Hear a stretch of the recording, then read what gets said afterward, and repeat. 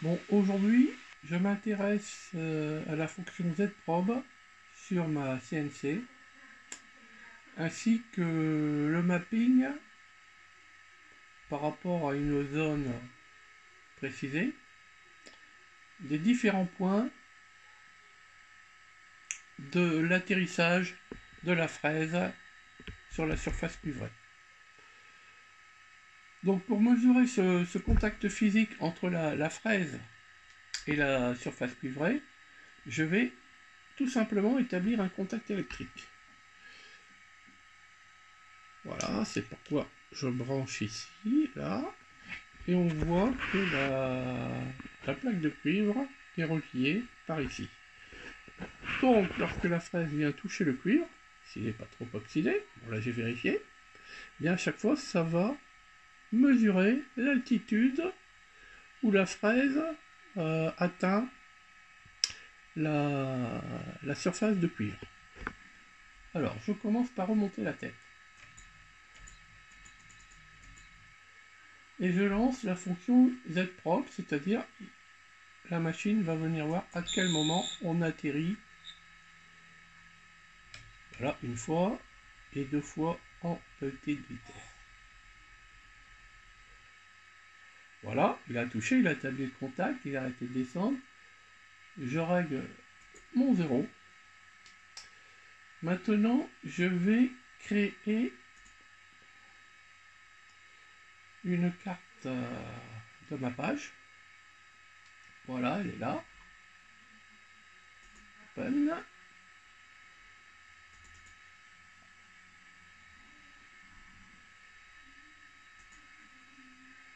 Hop.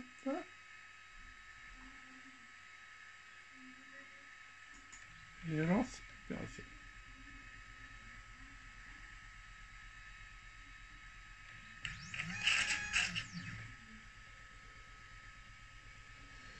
Voilà, c'est parti. Bon, il y a une centaine de points.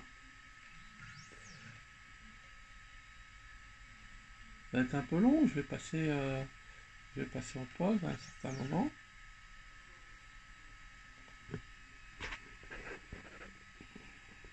Voilà, j'ai une cartographie de tous les points de contact avec l'altitude exacte mesurée par la machine.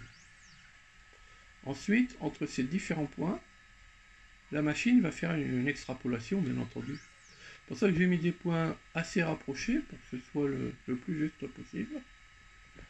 Alors regardez sur l'écran de l'ordinateur.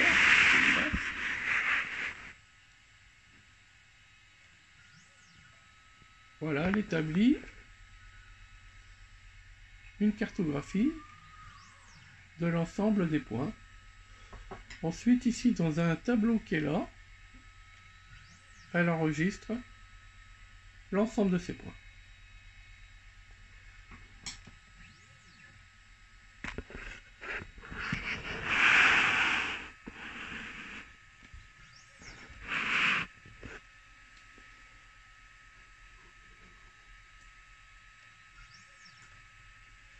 Je vais monter la carte pour mieux la voir.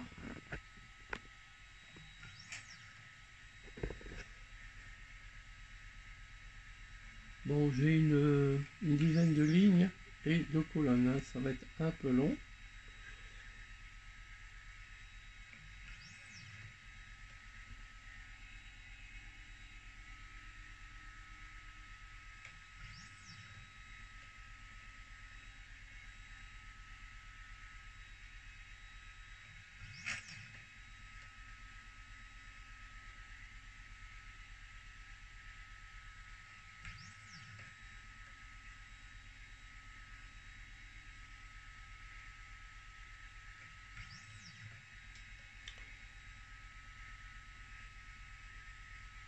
Alors, comme je suis en train de découvrir comment ça fonctionne, bien entendu, je suis sur un exemple bidon et j'utilise une fraise défectueuse,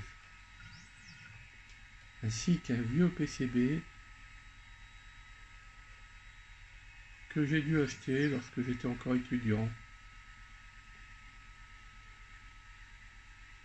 Mais il me servira encore, il pourra me servir.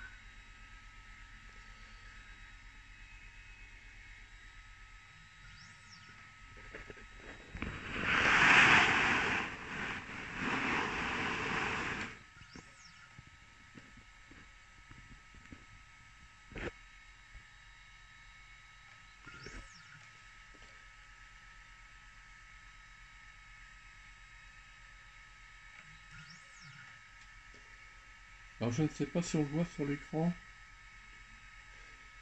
mais ma plaque de cuivre, enfin de bakélite, ici c'est non non, c'est de l'époxy cuivré, elle est légèrement gondolée. Donc bien entendu, dans la vraie vie, il faudra faire autrement. Il faudra qu'elle soit complètement plaquée,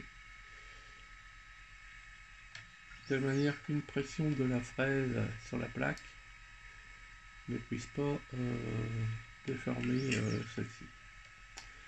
Donc j'aurai encore des supports de fixation à mettre au point. Mais le mapping, ça faisait un moment que j'ai cherché comment le mettre en œuvre. Il suffisait de bien vouloir passer du temps pour trouver.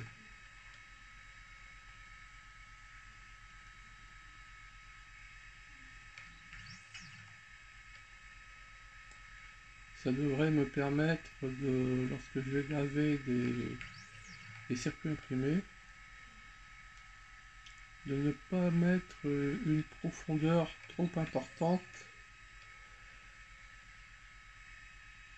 du fait que j'avais pas beaucoup de précision. Maintenant je pense que je vais pouvoir graver à une profondeur de 0,1 mm, peut-être même moins.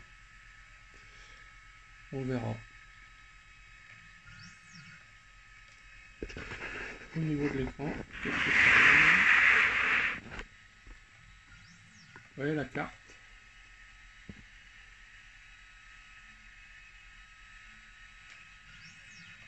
Commence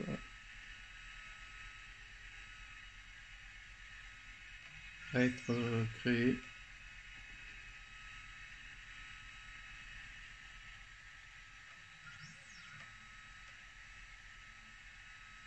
Presque la moitié.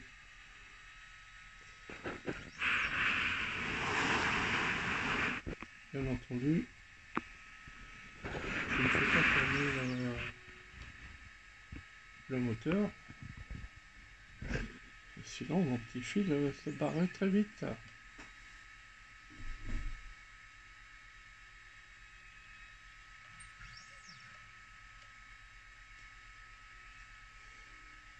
Voilà, je mets en pause, on se retrouve dans quelques minutes.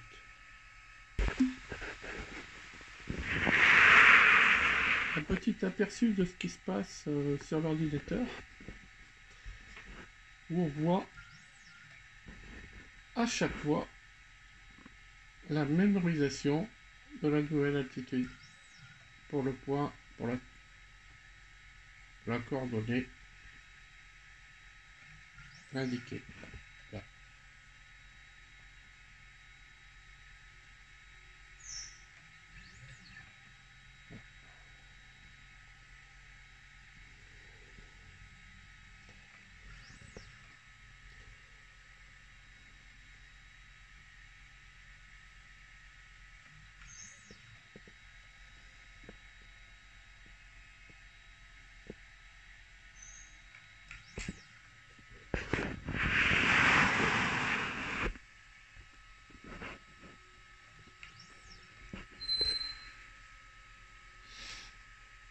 Encore 2 lignes et demie.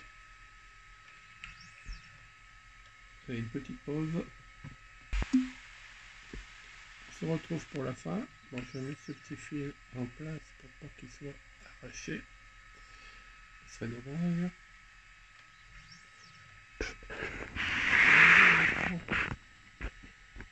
La carte est presque terminée.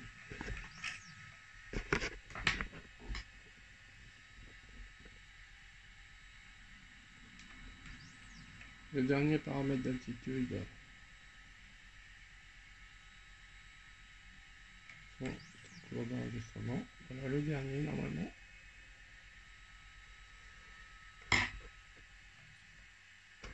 Voilà. On me dit que c'est terminé. Okay.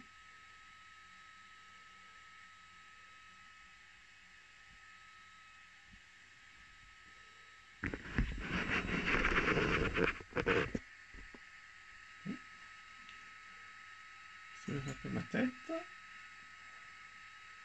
Et je fais revenir au point d'origine.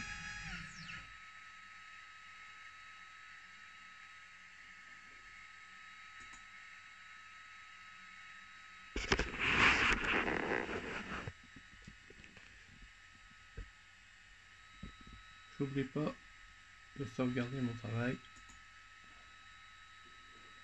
Et je l'appelle toujours map. Oui, elle est déjà.